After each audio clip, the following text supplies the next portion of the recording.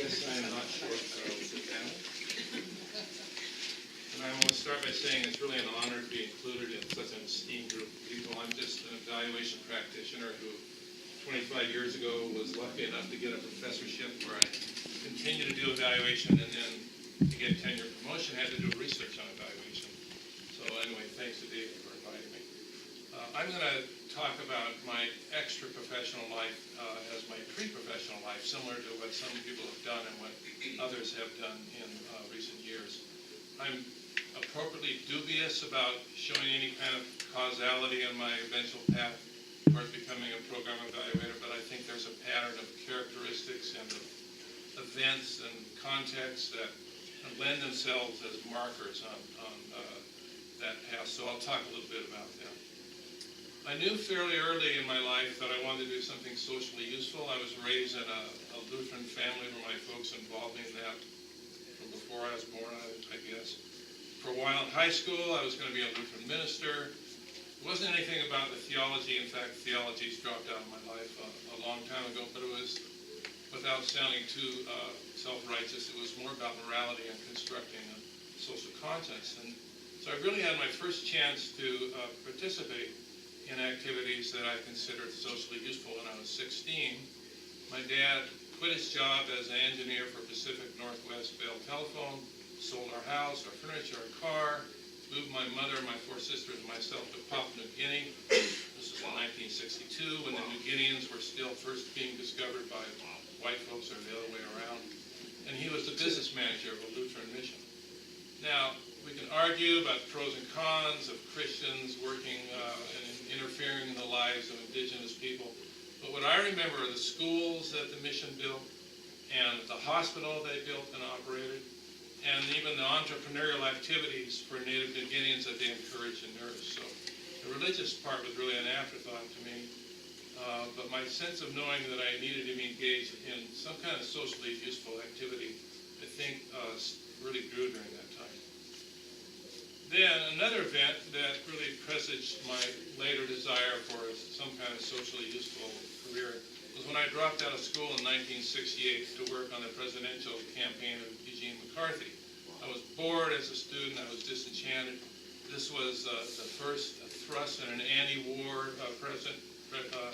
presidential campaign, eventually followed up by Robert Kennedy, and that didn't work out too well. And so participating in that campaign was really exciting and helped diminish my sense of disenchantment. And I think it was really the first activity in my young adult life that I was really charged up about.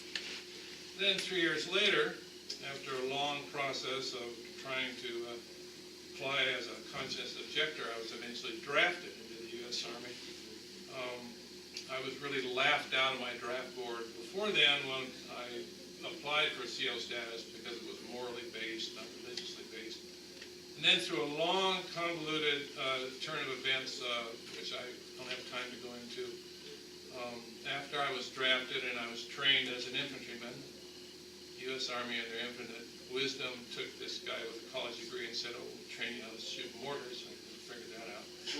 I was in a situation where it was clear to me that I had to apply for a CO status. I really could not reconcile these military activities with what I considered a social identity.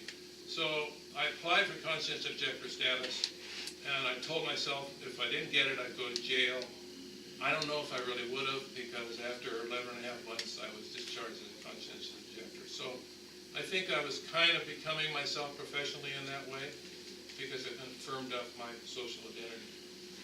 Then 5 years later, I stumbled across an evaluation job at Nomos Institute, which probably nobody in this room has ever heard of. It's a little nonprofit research and evaluation outfit in California and Hawaii run by Bob Heath, who was an early evaluator, interacted with Scriven, Kronbach, maybe Bob State in the early years, and moved to Hawaii, kind of semi-retired early, and found that his political and social mores reflected mine. I remember, for example, he told a story about when he was in college and was required, I guess he got in because he was in ROTC, and hated it, so he purposely marched a platoon of students into the side of the building so he could get on. And he told a lot of other stories about participating in anti-war activities. and the civil rights marches in the Bay Area. So really, right away after starting this job, I felt like I'd taken a step that was consistent with the previous activities. Now, I'm not trying to sound like some kind of paragon of virtue that was predestined to lead some kind of exemplary life, but I think these early activities that I described helped me realize in grad school that I was well suited to be an evaluator.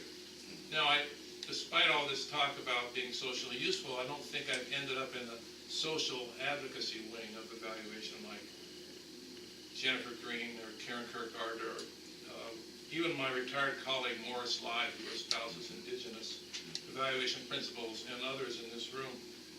To me, a large part of the socially useful aspect of my career has been to go about studying how to do evaluations in as fair and inclusive and socially just as a manner as possible. So I'm kind of a socially focused methodologist.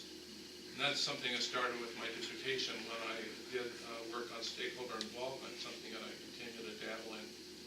So my approach has been on the methods of ensuring fairness and inclusiveness, which maybe has contributed a little bit to the discussion about, the broader discussion about social justice. But I guess that's for another conversation at another time. Thank you.